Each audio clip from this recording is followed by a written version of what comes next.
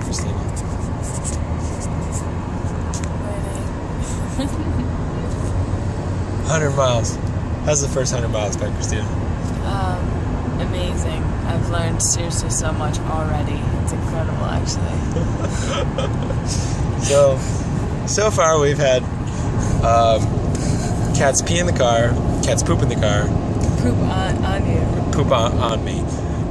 We had them try to climb out the window, frantically screaming, and we almost brought them to the homeless shelter.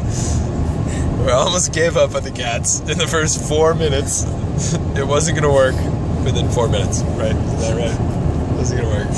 Yeah. But we have learned that the cats are the most important thing in the car, and all the other stuff is a bunch of superfluous crap. So. And now they're sleeping like babies, and I feel so much relief and happiness that we're bringing them to freedom with us. You know, they're coming with us.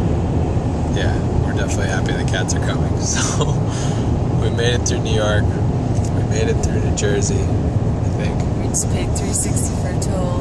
Yeah, we just used up almost the last of our cash. In the first couple hours. Wow.